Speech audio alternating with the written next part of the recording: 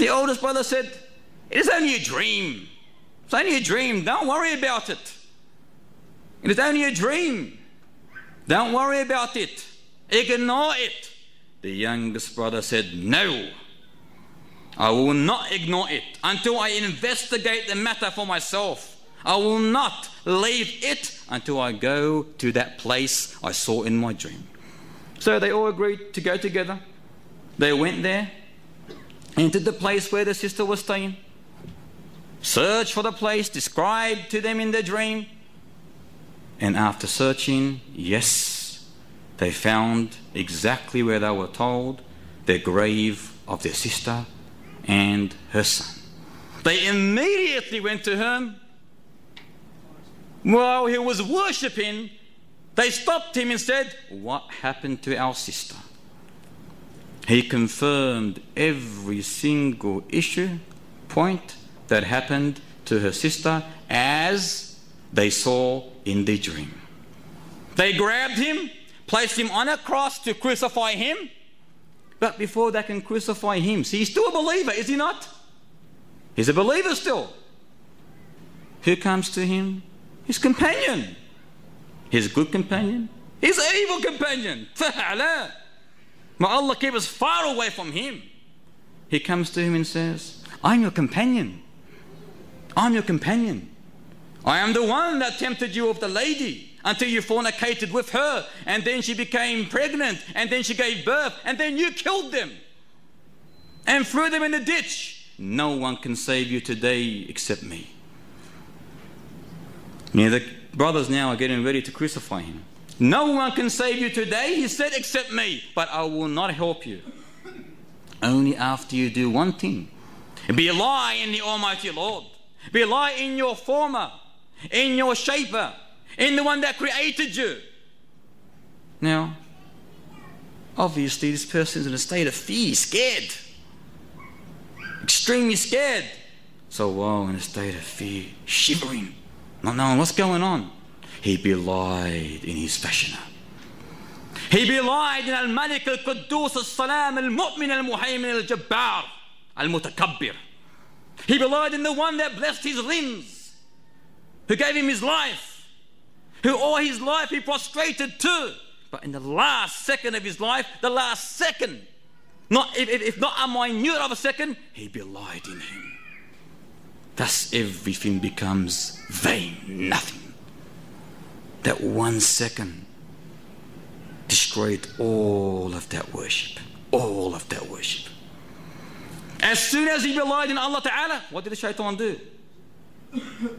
Crucify the brothers? No.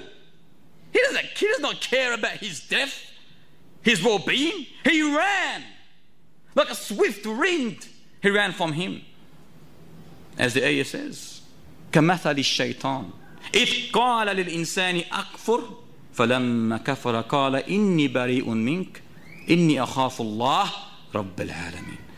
The likeness of the devil. He says to man, disbelieve, I will help you. But when he disbelieves, he will say, I am innocent from you. I fear Allah, Lord of mankind. So immediately when he belied his Lord, they crucified him. And that was his end. نسأل الله العافية. اللهم عنا من ذلك رب العالمين. As you can see, the step that Satan took with this person is a step-by-step approach. Small arrow, bigger, bigger, bigger, until it destroyed him. An example of this is today, when you watch TV, you know what you're watching at first. When you first turn it on, when you first start watching TV, you may say, Astaghfirullah. So what do? You turn your face away from the television with that instinct inside you, I am disobeying Allah Ta'ala. You see something haram on that evil screen, half-dressed lady, naked lady, you say, Astaghfirullah. Astaghfirullah, what makes you watch it anyway? But you say, Astaghfirullah, that's at first. And what happens after that? When you watch and watch and watch and watch and watch and watch, you become desensitized. You become immune. Oh, it's only a lady. There's no more Astaghfirullah. it's Tabarakallah. So it changes.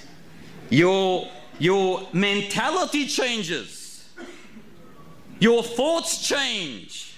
Why? Did you not know? Because Satan has approached you and you've accepted him?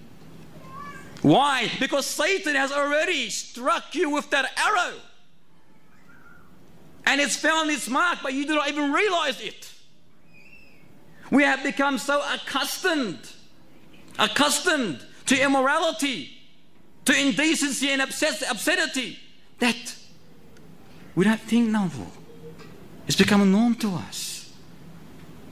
Brothers and sisters, before you enter or you step into the theatre, the movie theatre, or a social function, or before you flip through the pages of the magazine or newspaper, or before you surf the net, or gaze upon the billboard or the posters, before you do any of that, or before you sit at night, as we all do, spend our evening on that satanic screen, ask yourself,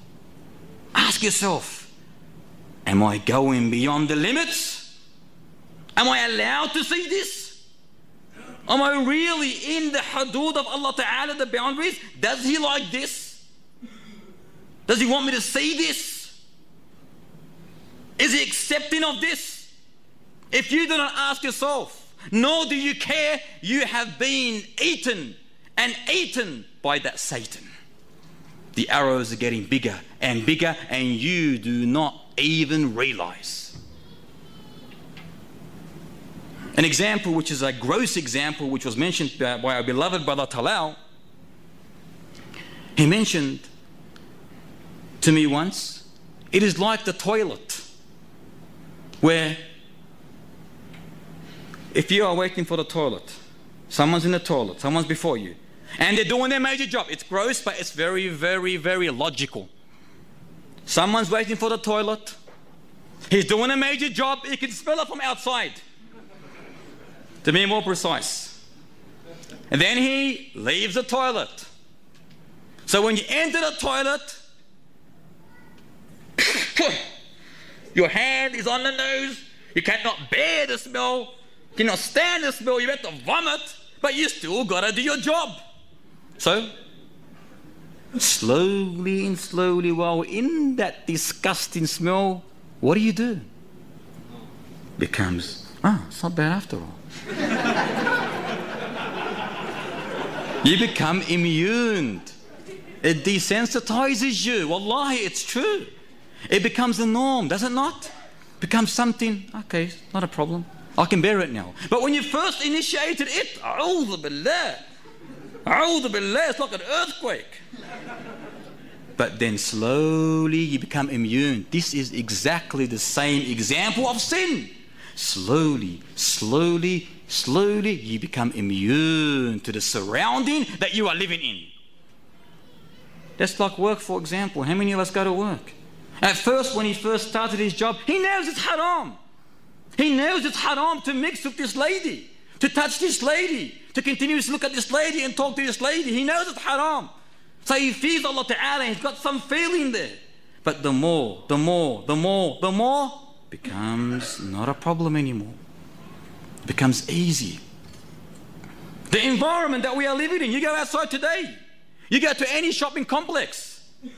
If you're a believer, you cannot leave your eyes looking upwards.